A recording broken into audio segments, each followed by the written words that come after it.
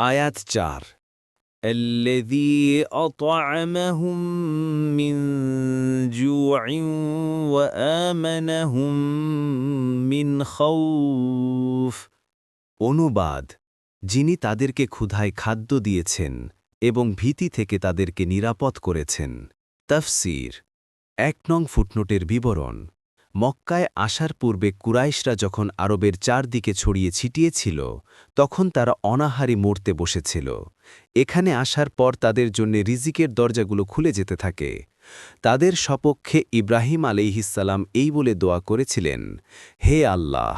আমি তোমার মর্যাদাশালী ঘরের কাছে একটি পানি ও শস্যহীন উপত্যকায় আমার সন্তানদের একটি অংশের বসতি স্থাপন করিয়েছি যাতে তারা সালাত কায়েম করতে পারে কাজেই আপনি লোকদের হৃদয়কে তাদের অনুরাগী করে দিন তাদের খাবার জন্যে ফলমূল দান করুন সূরা ইব্রাহিম ৩৭ তার এই দোয়া অক্ষরে অক্ষরে পূর্ণ হয়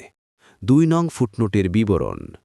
অর্থাৎ যে ভীতি থেকে আরব দেশে কেউ নিরাপদ নয় তা থেকে তারা নিরাপদ রয়েছে সে যুগে আরবের অবস্থা এমন ছিল যে সারা দেশে এমন কোনো জনপদ ছিল না যেখানে লোকেরা রাতে নিশ্চিন্তে ঘুমাতে পারত কারণ সব সময় তারা আশঙ্কা করত এই বুঝি কোনো লুটেরা দল রাতের অন্ধকারে হঠাৎ তাদের উপর ঝাঁপিয়ে পড়ল এবং তাদের সবকিছু লুট করে নিয়ে গেল কিন্তু কুরাইশরা মক্কায় সম্পূর্ণ নিরাপদ ছিল তাদের নিজেদের উপর কোনো শত্রুর আক্রমণের ভয় ছিল না তাদের ছোট বড় সব রকমের কাফেলা দেশের প্রত্যেক এলাকায় যাওয়া আসা করত হারাম শরীফের খাদেমদের কাফেলা এ কথা জানার পর কেউ তাদের উপর আক্রমণ করার সাহস করত না তাফসীর এখানে লক্ষণীয় যে সুখী জীবনের জন্য যা যা দরকার তা সমস্তই এ আয়াতে উল্লেখ করা হয়েছে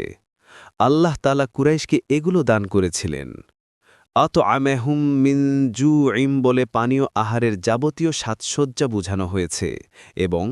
ওয়াআমানাহুম মিন খাউফিম বাক্যে দস্যু ও শত্রুদের থেকে এবং যাবতীয় ভয়ভীতি থেকে নিরাপত্তা বোঝানো হয়েছে এভাবে তাদের কাছে জিনিসপত্র সহজলভ্য হওয়া ও নিরাপত্তা বিস্তৃত থাকা একমাত্র আল্লাহর পক্ষ থেকেই হয়েছে সুতরাং শুধু তারই ইবাদাত করা দরকার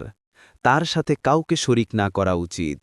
তার জন্যে কোনো অংশীদার শির্ক ইত্যাদি সাব্যস্ত করা থেকে দূরে থাকা কর্তব্য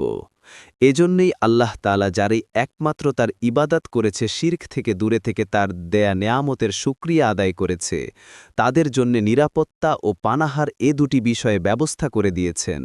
কিন্তু যখনই তারা আল্লাহর সাথে শির্ক করেছে তখনই তা উঠিয়ে নিয়েছেন আল্লাহ বলেন